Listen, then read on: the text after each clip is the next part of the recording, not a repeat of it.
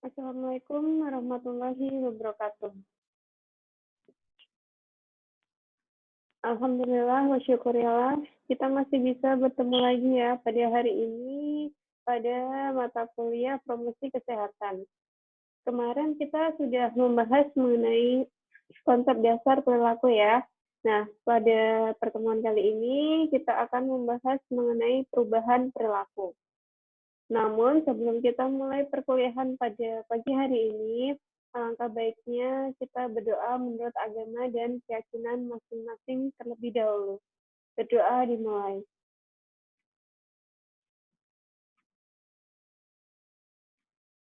Berdoa selesai. Baik, materi kita pada hari ini adalah perubahan perilaku ya. Nah, perilaku seseorang itu dapat berubah apabila terjadi ketidakseimbangan ya antara kedua kekuatan di dalam diri seseorang itu. Nah, dan perubahan perilaku itu akan terjadi apabila ada kesadaran diri untuk berubah. Perubahan perilaku itu bisa terjadi karena adanya sistem atau aturan-aturan yang membuat perilaku berubah ke arah yang lebih baik. Bisa juga terjadi karena akibat dari pendidikan kesehatan yang telah diterimanya. Nah, nanti kita akan bahas lebih lanjut mengenai perubahan perilaku. Nah, pada dasarnya perubahan perilaku kesehatan itu terjadi karena adanya proses korelasi atau hubungan ya antara stimulus dan juga respon. Stimulus di sini sebagai variabel independennya, kemudian respon di sini sebagai variabel dependennya. Kita sudah menyinggung sedikit ya pada pertemuan minggu yang lalu mengenai konsep dasar perilaku ini.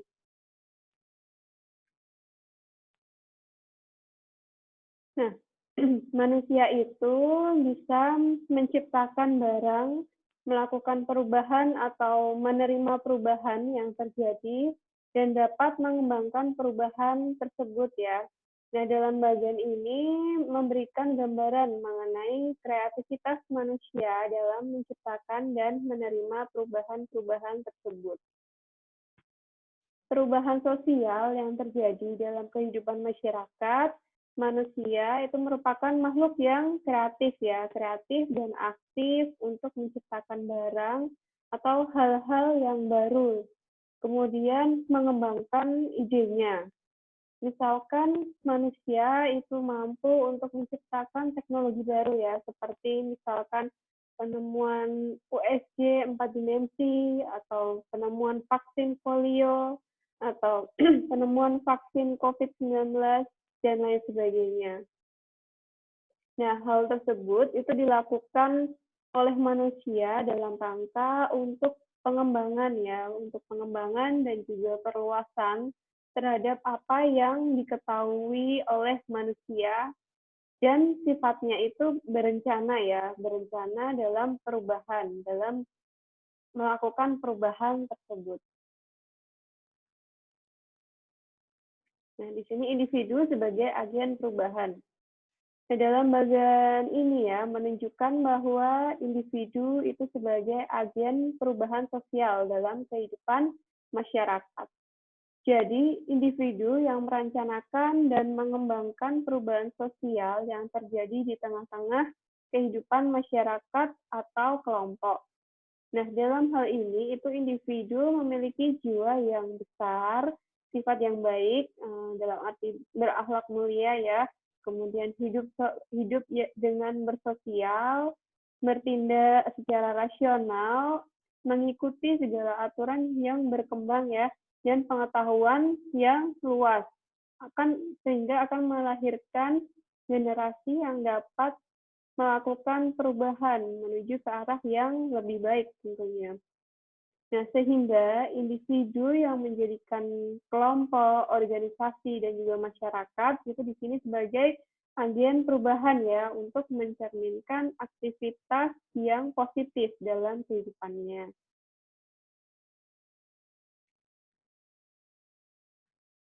Nah, perubahan perilaku itu dapat dilakukan dengan cara yang pertama bisa dengan melalui pendidikan, bisa juga melalui paksaan.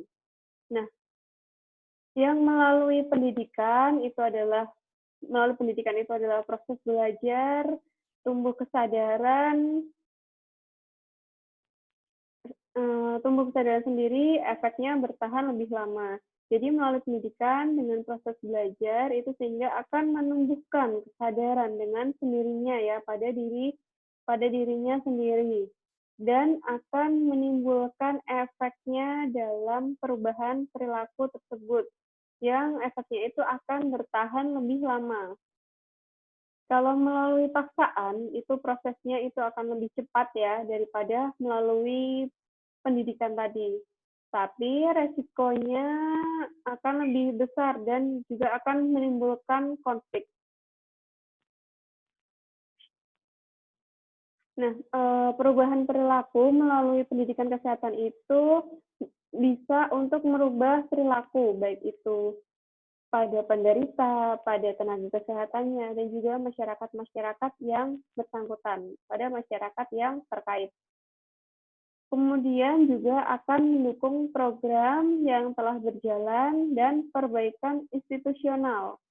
Perbaikan institusional di sini itu maksudnya adalah penataan segala kemampuan mengajar yang secara efisien ya.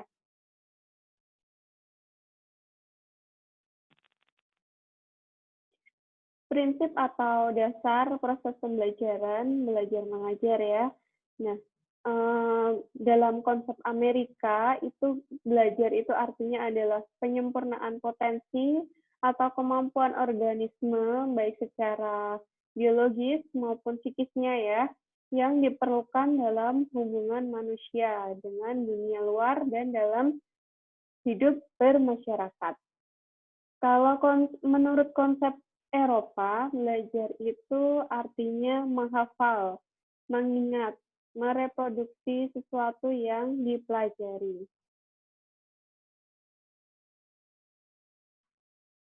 Nah, cakupan proses belajar mengajar itu yang pertama adalah latihan ya, dengan latihan dengan melakukan penyempurnaan potensi dengan mengulang-ulang aktivitas tertentu ya. Jadi dengan melakukan perilaku yang diulang-ulang atau proses belajar mengajar yang diulang-ulang itu merupakan upaya untuk menyempurnakan potensi yang diharapkan.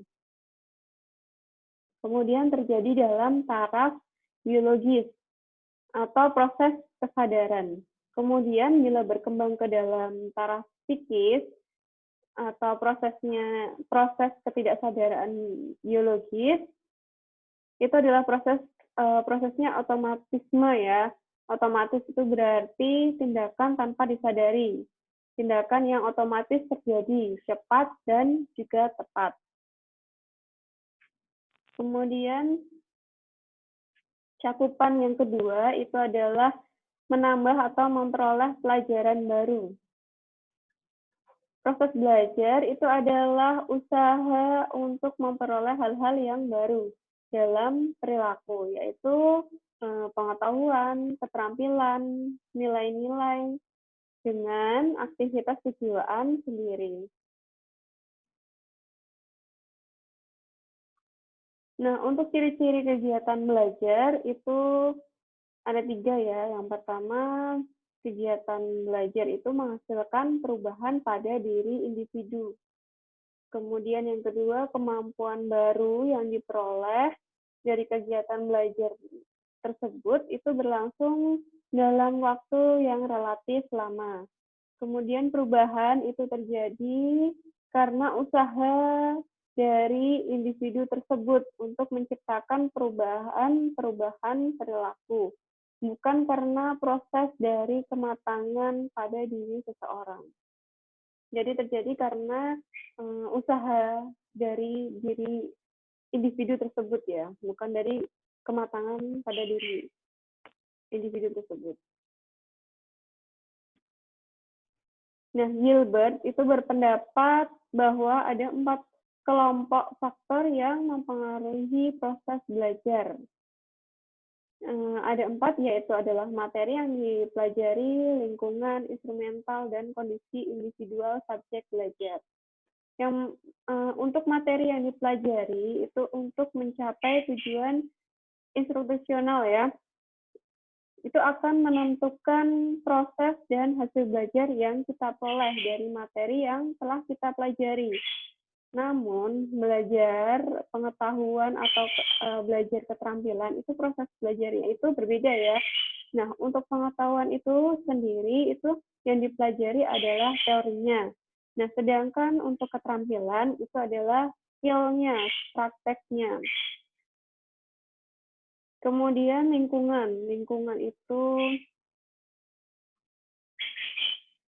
lingkungan sekitar ya, entah itu lingkungan fisik ataupun lingkungan sosial.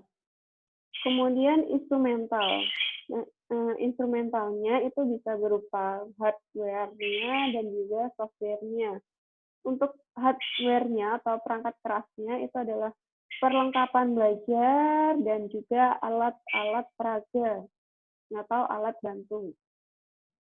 Kemudian untuk perangkat lunaknya atau software-nya itu adalah pengajarnya, fasilitatornya. Fasilitator untuk belajar. Kemudian metode pembelajarannya itu bagaimana? Itu termasuk dalam software-nya.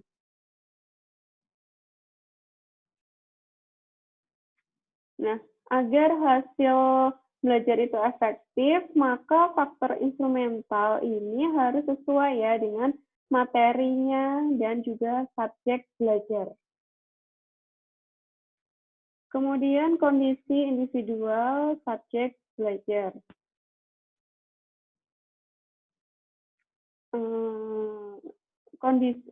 Kondisi individual subjek belajar di sini meliputi kondisi fisiologis, panca indera, dan juga psikologinya. Nah, itu juga akan mempengaruhi proses belajar dalam proses belajar mengajar.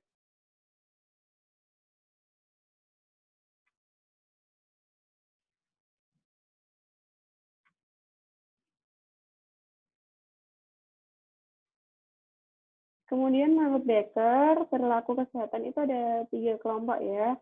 Yang pertama adalah perilaku hidup sehat, kemudian perilaku sakit, dan juga perilaku peran sakit.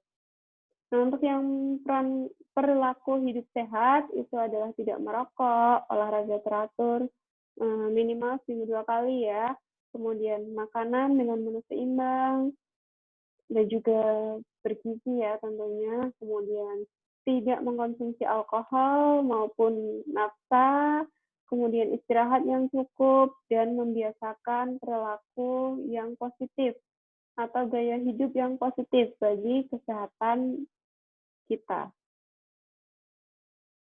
Kemudian yang kedua adalah perilaku sakit atau illness behavior yang meliputi pengetahuan tentang penyebabnya apa, penyebab dari penyakit itu bisa terjadi itu apa, kemudian tanda gejala yang ditimbulkan itu apa saja, kemudian pengobatan untuk penyakit tersebut itu bagaimana, dan lain-lain sebagainya. Itu adalah perilaku sakit ya. Kemudian responnya, respon individu tersebut terhadap sakit dan penyakit. Kemudian persepsinya, persepsi individu tersebut terhadap sakit itu sendiri bagaimana. Untuk perilaku peran sakit atau the sick role behavior, itu tindakan untuk memperoleh kesembuhan, kemudian mengenal atau mengetahui fasilitas atau sarana kesehatan yang ada di sekitarnya. Kemudian mengetahui hak dan juga kewajibannya sebagai orang sakit ya. Haknya itu adalah memperoleh perawatan, kemudian mendapatkan pelayanan kesehatan dan lain sebagainya. Itu termasuk hak orang sakit. Kemudian kewajibannya sebagai orang sakit itu memberitahukan penyakitnya ya kepada orang lain dan juga tidak menularkan penyakitnya kepada orang lain.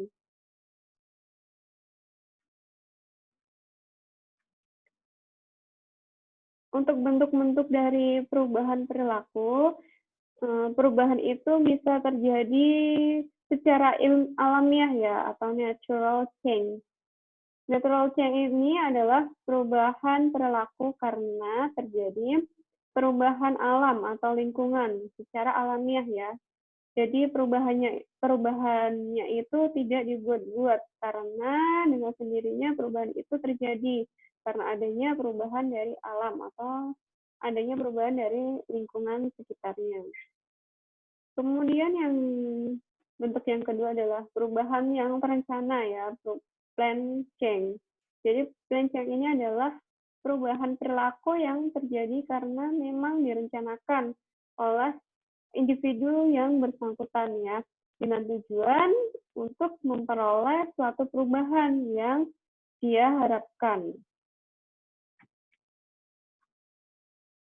Kemudian yang ketiga itu adalah kesiapan berubah atau readiness to change. Readiness to change ini adalah perubahan perilaku karena terjadinya proses internal atau readiness ya pada diri yang bersangkutan, di mana proses internal ini atau dari dalam diri seseorang ini berbeda ya pada setiap individu, karena setiap individu itu memang diciptakan berbeda-beda.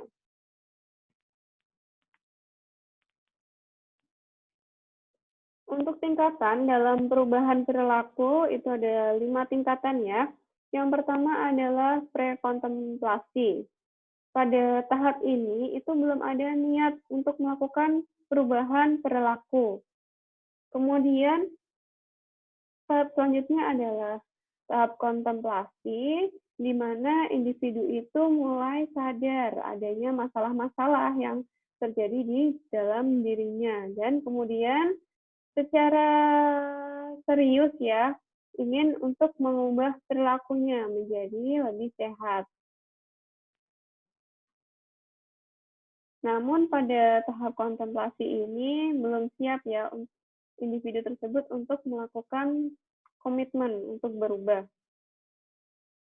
Kemudian tahap selanjutnya setelah itu adalah tahap persiapan. Jadi dalam tahap ini individu itu sudah siap untuk melakukan perubahan, sudah siap untuk berubah dan ingin mengejar tujuan yang diinginkannya dalam melakukan perubahan perilaku. Kemudian yang selanjutnya adalah tahap tindakan. Tahap ini di mana individu itu sudah melakukan perilaku sehat ya, sudah melakukan ya, di sini sudah melakukan perilaku sehat sekurang-kurangnya itu 6 bulan dari sejak mulai usaha untuk memberlakukan perilaku hidup sehat pada dirinya. Kemudian yang terakhir adalah tahap pemeliharaan atau maintenance ya. Nah, di sini pada tahap ini individu itu berusaha untuk mempertahankan perilaku sehat yang telah dilakukannya. Kemudian setelah itu individu tersebut melakukan follow up ya. Jadi 6 bulan itu dilihat kembali dan kemungkinan itu pada tahap ini mungkin akan berlangsung lama ya.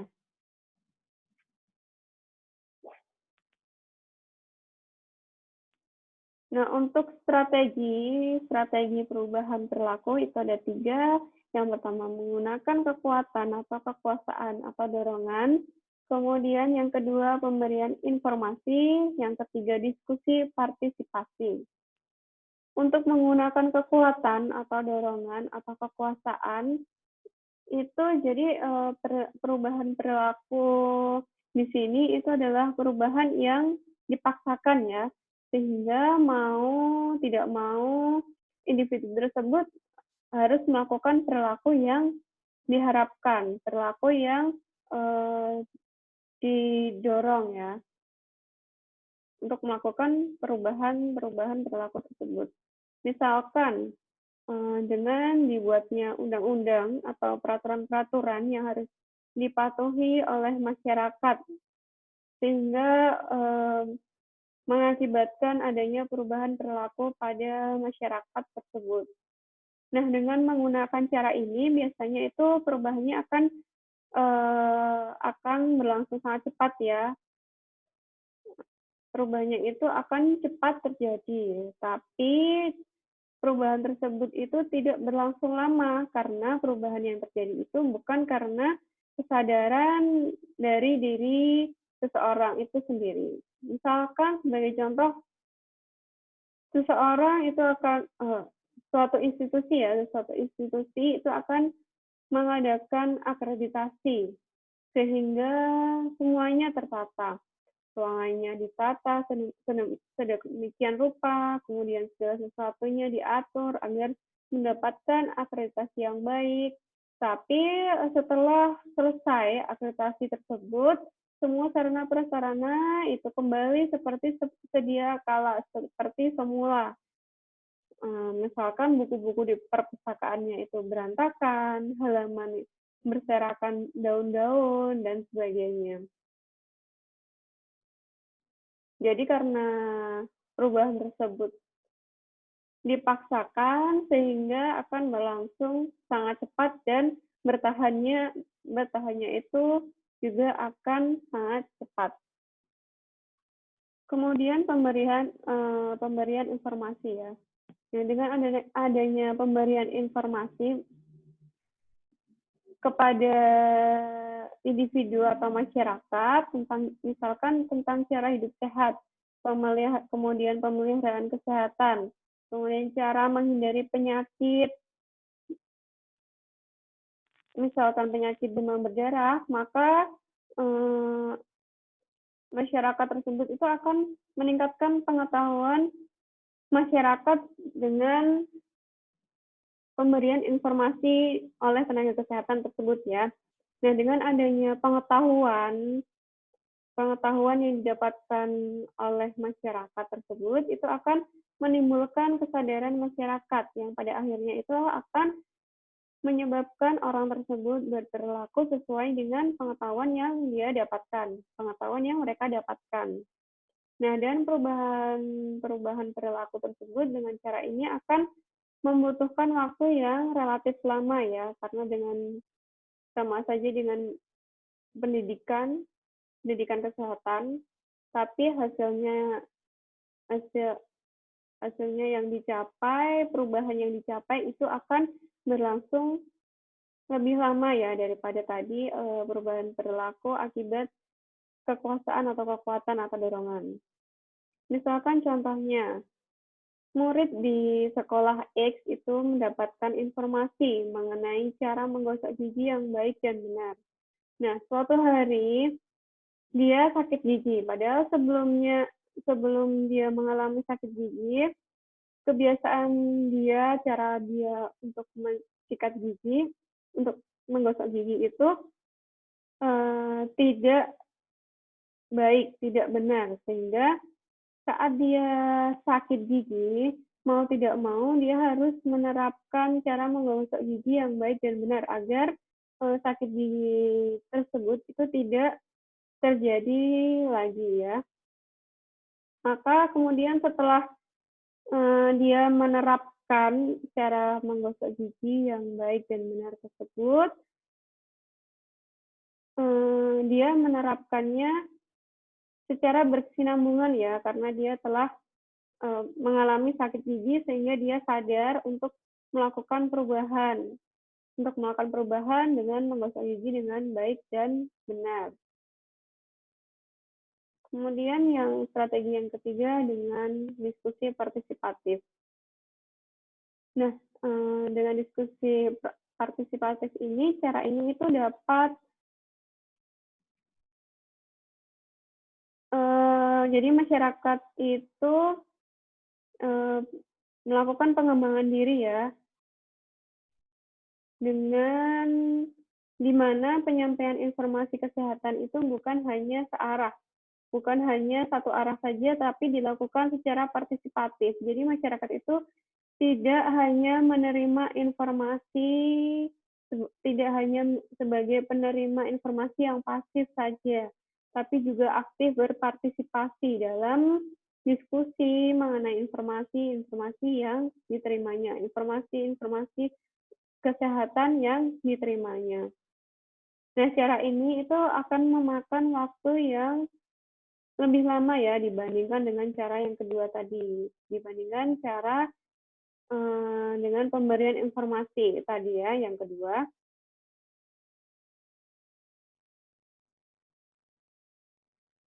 Tapi dengan cara ini itu ada, bisa lebih mendalam dan lebih mantap ya hasilnya. Jadi, apapun cara atau strategi dalam perubahan perilaku atau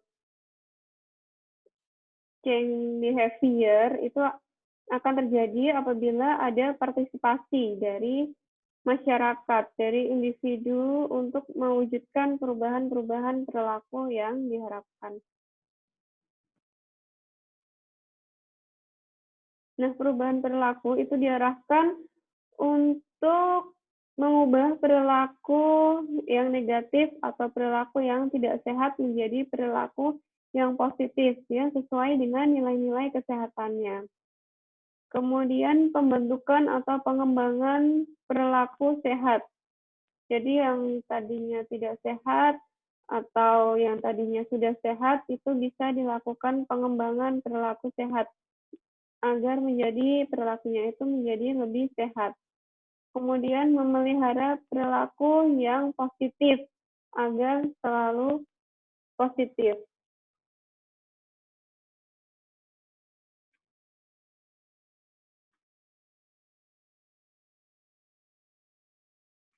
Nah, ini beberapa metode dalam mengubah perilaku ya, baik itu pengetahuan, sikap, maupun psikomotornya. Untuk metode untuk merubah pengetahuan, itu metodenya bisa dengan menggunakan ceramah, kuliah, seminar, simposium, konferensi, curah pendapat, panel diskusi, tugas baca, wisata karya, konsultasi, dan lain sebagainya. Kalau untuk metode merubah sikap, itu bisa dilakukan dengan role play, simulasi, kemudian pemutaran film, presentasi, kemudian talk show, diskusi kelompok, brainstorming, dan lain sebagainya. Kalau metode untuk merubah psikomotor itu bisa dilakukan dengan demonstrasi ya, kemudian workshop, eksperimen, pelatihan, grup dinamik, dan lain sebagainya.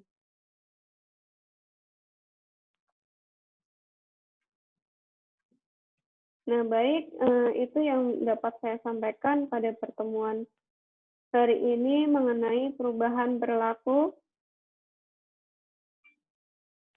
Untuk tugasnya dan absensi kalian bisa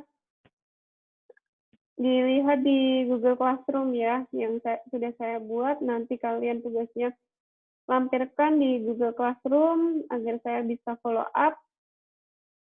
Kemudian untuk pertemuan selanjutnya kita akan membahas mengenai model dalam promosi kesehatan ya. Kalian bisa belajar terlebih dahulu sebelum pertemuan kita pada minggu depan.